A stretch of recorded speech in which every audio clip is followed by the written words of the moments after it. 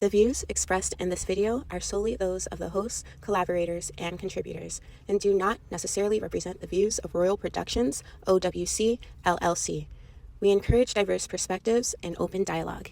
If you have any concerns, please contact us at info@royalproductionsowc.com. Thank you for being a part of the RPOWC community.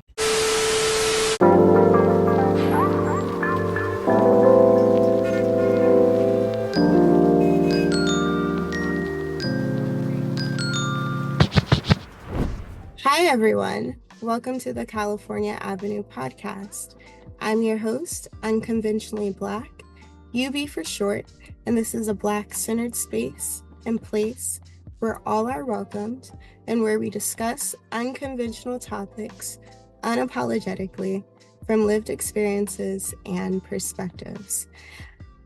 So today we are getting into parental wounds. And I'm not going to lie, it was very difficult to figure out how I can make this topic not so heavy.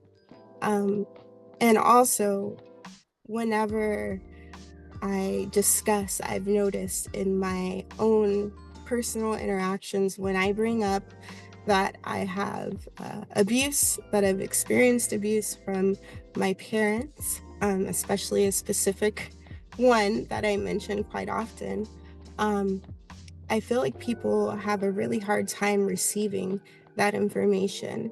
And when I say having a hard time receiving that information, I mean, I feel like people, when I share that, feel very uncomfortable and feel as if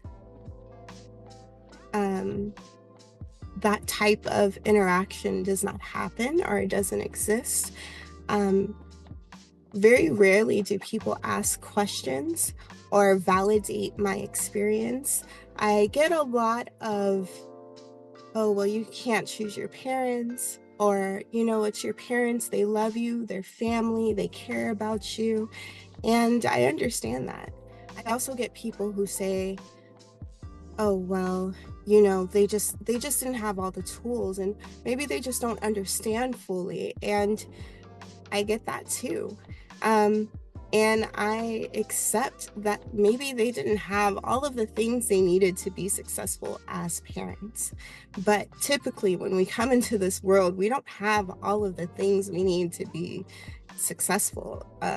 Maybe there's some privilege where people come into money and their family has an inheritance or whatever, where they don't have as much of a struggle, but they still have to put in some effort to succeed.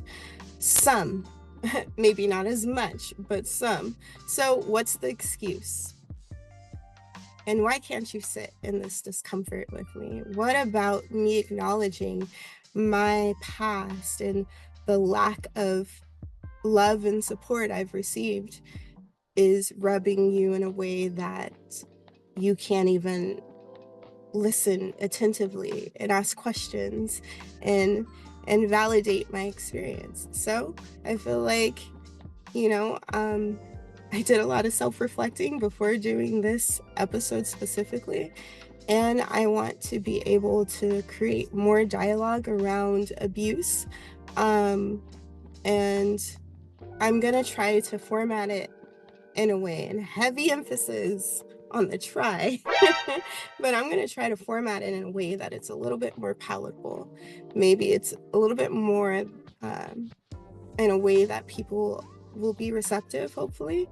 And also, I already came to the conclusion on my own that I am not trying to prove or, argue or get any type of validation that this isn't my lived experience. I'm sharing this in hopes that it will reach people who have experienced mistreatment from their family. And hopefully it provides them with a space of validation, because it's hard to be seen in a world that does not like to look at both. Oh, here it is. The good and the ugly, you know? So yeah, let's get into this. Buckle up, hold on. Join me in this journey, and if you need to pause and reset for a little bit, then come right back, because I feel like this is something that needs to be heard. Yeah, so let's get into it, shall we? And just so you know, I tend to jot down what I'm gonna say because I am neurodivergent. I have not got a formal assessment from my doctors because I feel like a lot of people have a really hard time with people who claim their neurodivergence without having the proof. I want you to know that my proof is the years of studying that I did around psychology and learning behavior and understanding different developmental and just different disorders in general. And different mental illness, mental conditions. So it kind of falls under the umbrella. Also, my validation is in the symptoms that I present. It's also, my validation is from my therapist telling me that, yeah, you are definitely neurodivergent. So again, I am not looking for validation or confirmation from anyone else. I know my shit. Okay, so now that we got that out of the way, my first point, which is being neurodivergent. A lot of people have a hard time accepting and understanding my form of neurodivergence. Yeah, again, that just speaks to people having a hard time understanding that there's the good and there's the ugly.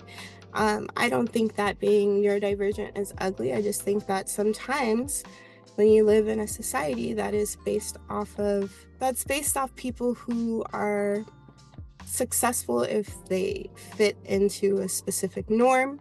It's usually for people who are able mentally and physically. So yeah, I think a lot of people have a hard time understanding neurodivergence. It's not ugly, but it comes with the good and the ugly, because the symptoms that we present with aren't things that are accommodated for in society, which makes it hella fucking ugly. So yeah, that's what I mean by that. My parents had a really hard time understanding my symptoms. And I presented with symptoms pretty early in life. I had difficulty in school, in my academics, and a lot of people probably don't know this about me. And that is, I struggled really heavily in school. I didn't make the best grades. I had issues with retaining information. Ding, ding, ding. Sound the alarms. That's a sign of neurodivergence. I also had difficulty with certain sensory things. When I was younger, my mom would have me dress very, girly. And a lot of the times I would have to wear tights because I grew up religious on my mom's end. So yeah, I had to wear tights to church, and I always hated tights. And it's not, me just like, oh, I don't want to wear tights. Like, no, none of that shit. It's very like, this feels like my skin is going to like come off my body. That's how uncomfortable I am wearing tights. It felt so foreign, and it also felt very uncomfortable, like to a point where one point I was supposed to perform during this Christmas event, or maybe it was Halloween, and it was a Hallelujah night. I don't remember specifically, but I do remember my mom wanted me to wear tights, and she was like, how did I do that on my own podcast? It's like my one rule. She was like, UB, if you don't wear these tights, you are not going to perform. If you don't wear these tights, you're not going to perform. And I was pissed because I really just couldn't stand the fucking tights. Like, it made me feel so uncomfortable. But because I was not, listening, or respecting what I was supposed to, present as, I wasn't allowed to perform. Because I don't know if I had to match with the next girl, but tights are really not a big deal. There was no accommodation there, and it was just, you're not gonna do it. So yeah, I had symptoms. Also, I remember my mom having difficulty with me being able to remember certain things. So I would have to do like workbooks during the summer, like math workbooks, and I just never retained it. Like things I was supposed to memorize, I just couldn't do it. But no matter what, I had to sit there and get it done, and I couldn't leave the table unless I did it. This isn't homework. This is just my summer. That's how it went most of my childhood. In high school, I had an IEP, which is a individualized educational program.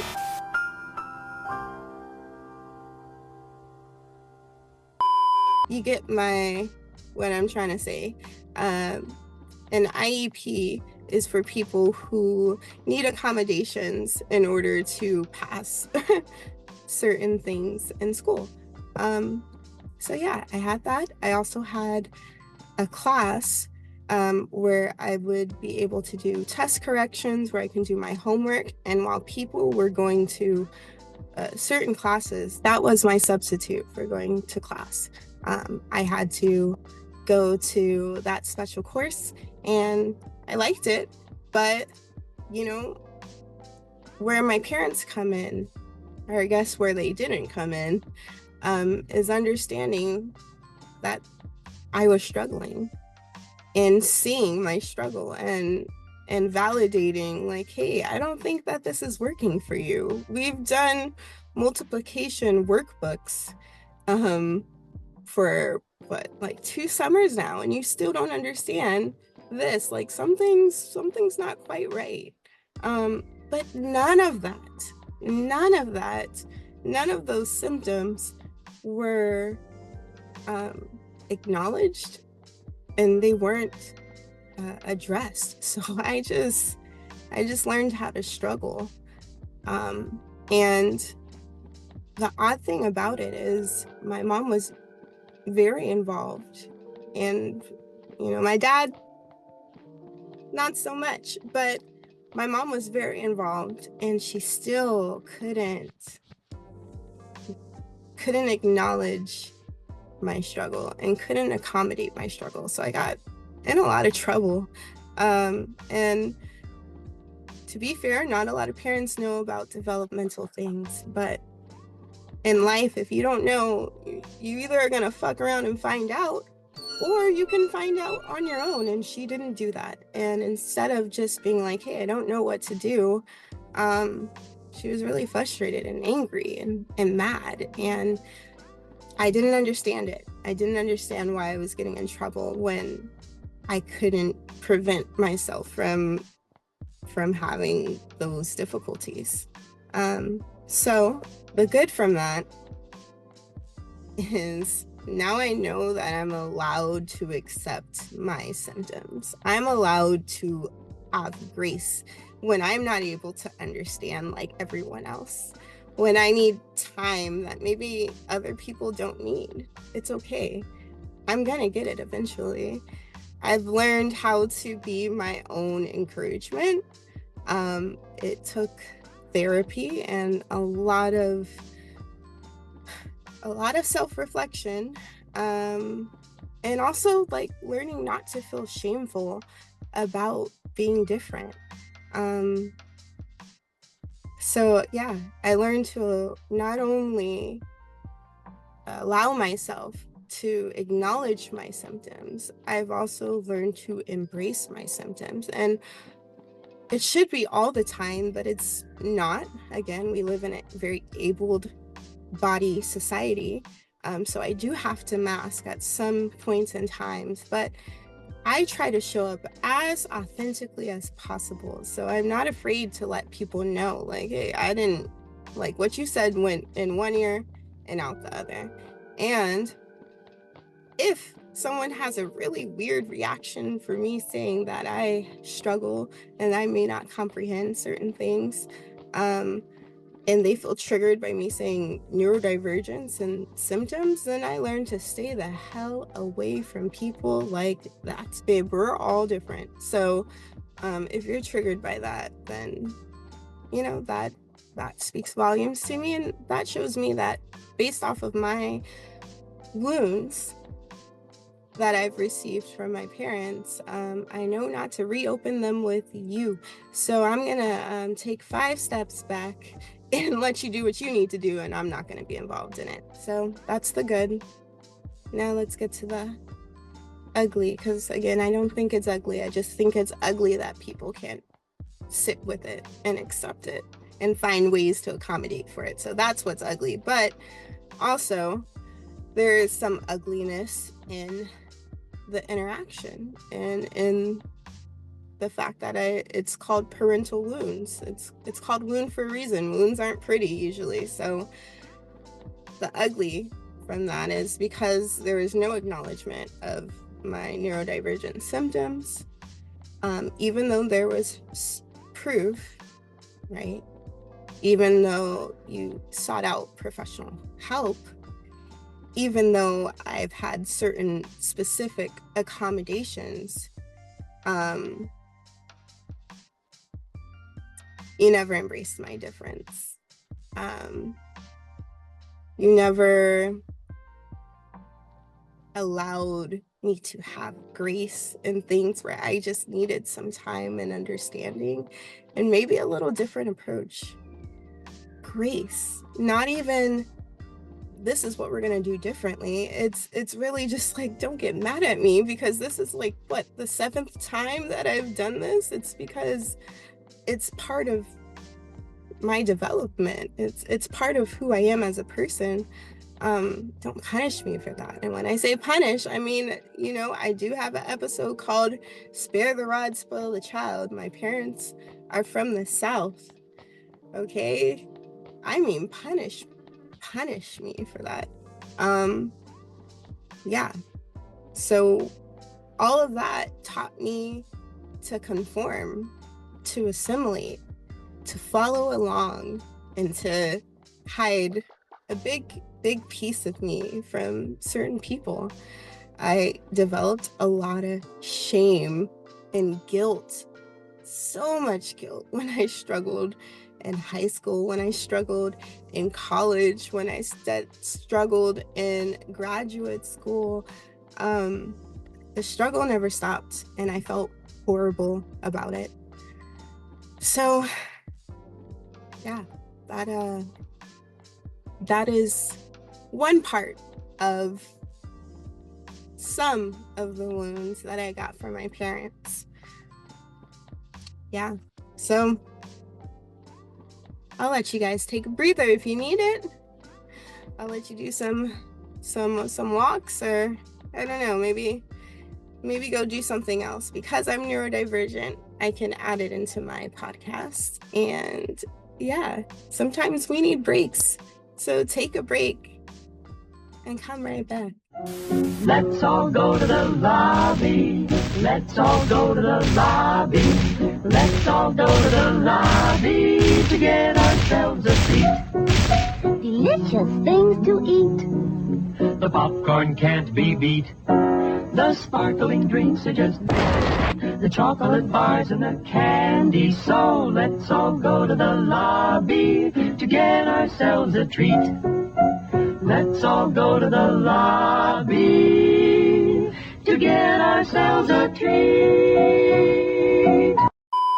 Welcome back. I hope you enjoyed the break, and if you didn't take a break, thanks for waiting. Yeah, so part B, trois. Is that how you say two in French? I don't know. Never took French. Anyway, part B is a little bit more heavier, so bear with me.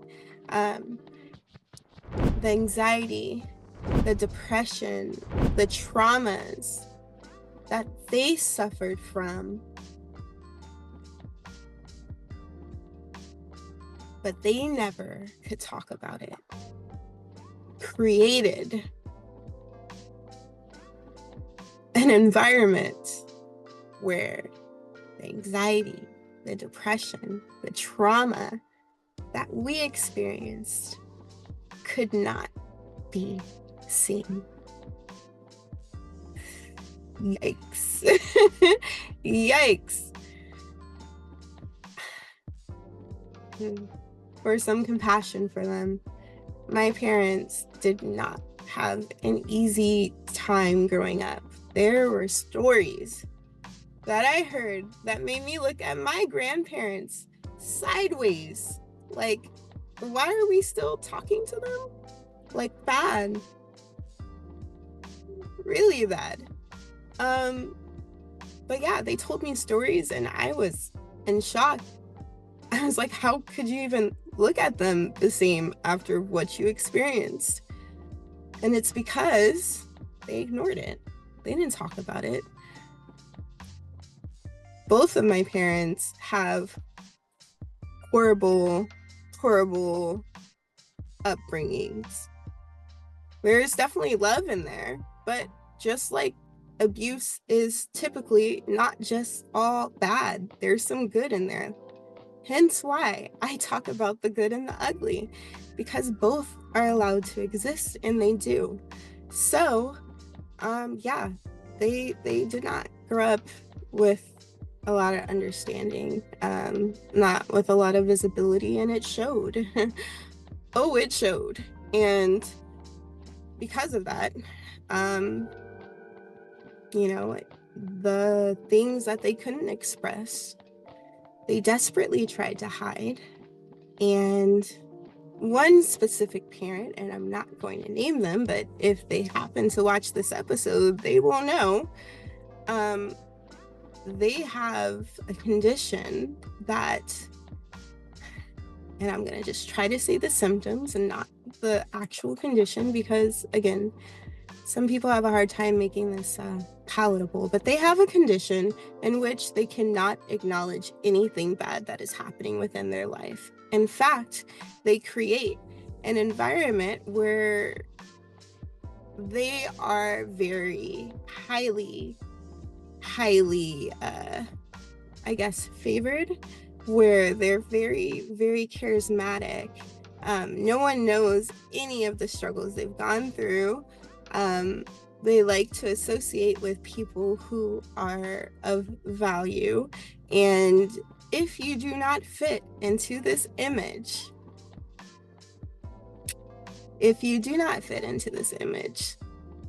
then either you'll be ignored, you'll be talked down to, or you're gonna fall in line. And if that means that I have to beat your ass in order for you to do that, then, you know, you'll learn eventually.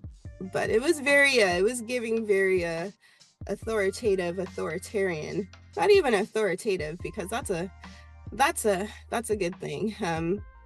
Insert definition.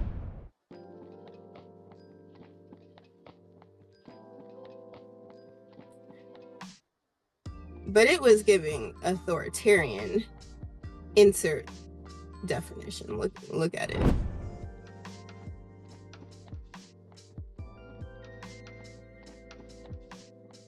Yeah. So yeah, it showed up. Their traumas showed up, and it trickles down. If you guys have never heard of intergenerational trauma, I really would encourage people to look at that. But yeah, it showed up, and it created an environment where we couldn't acknowledge our depression, our anxiety, and our traumas. And with a specific parent that couldn't see it and would get oddly aggressively angry and physically aggressive, yeah, it definitely did a lot more ugly than it did good. And with that specific parent, I had to create space because I needed to acknowledge my traumas, my anxiety, my depression.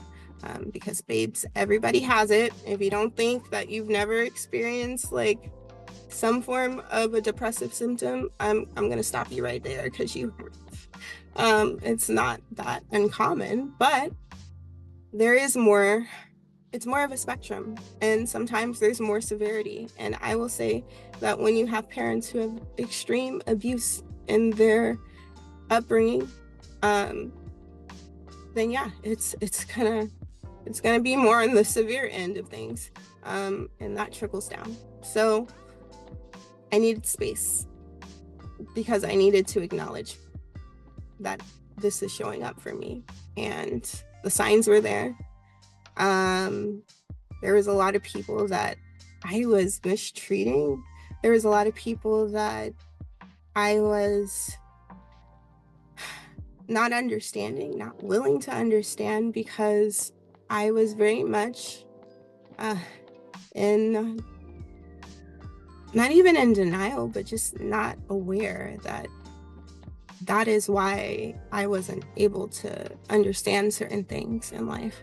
So I needed a break and I needed time, because my acknowledgement of my pain and my trauma allows me to see so many people in different capacities, and it allows me to have relationships with multiple people, and me healing my wounds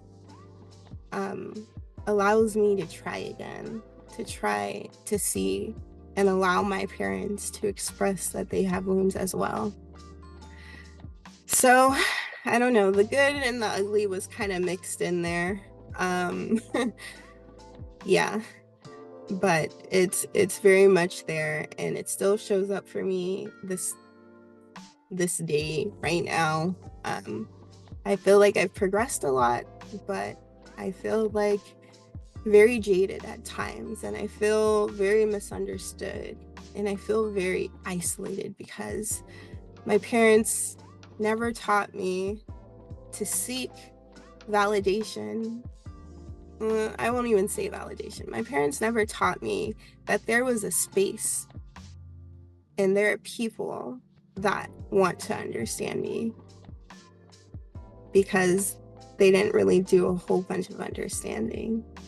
I didn't know that I could ask for things. I didn't know I could set boundaries. I didn't know I could cut people off that were mistreating me. I didn't know that, I couldn't speak up for myself. Like I thought that I had to remain complacent. I thought that I had to remain silent in order to have relationships with people. I allowed myself not to be seen in so many spaces because I thought it was inappropriate. It's not. And I want to let people know who have suffered parental wounds that there are ways to heal. And in no way, shape, or form do you have to have relationships with people who mistreat you. If you're triggered by people acknowledging their mistreatment, then I'm going to really encourage you to look within, because we're all allowed to have various experiences in life. Life is a spectrum, and if you look at life that way, I feel like you have a lot more understanding of just where people have gone, what people have been through, and where they're going in life. We need to have more conversations about the good and the ugly, because that's the reality of human existence. So yeah. Woo. Woo. All right. So I hope that was palatable. If not, it's all good. I hope it finds the people that need to hear this message, which is, if you don't get anything from this episode, I hope you understand that you are allowed to exist in all of your uniqueness. You're allowed to seek and find community with people who will allow you to feel seen and heard and understood, you in no way, shape, or form have to remain in dynamics, relationships, situationships in which you don't feel respected. I encourage you to find the places again that will fill your cup and will take the time to understand your uniqueness, because in order to survive in this world, we're going to need community. So I encourage you to find that. Thank you guys for joining us here on the California Avenue podcast. I'm your host, UB. I hope you enjoy today's episode. We drop episodes every Friday at 1 p.m. So please like, comment, and subscribe, and hit that bell notification to stay updated on all future episodes. And also, if you could please, if you got the funds, if you have the means, donate to our Cash Apps and Venmos that pop up on the screen sometimes, somewhere around here, they pop up. It would be very helpful if you guys could donate something so that we can continue to expand on what we are trying to build here. I hope you enjoyed today's episode, and thank you for tuning in. Until next time, have a wonderful day, or have the day you deserve. Peace.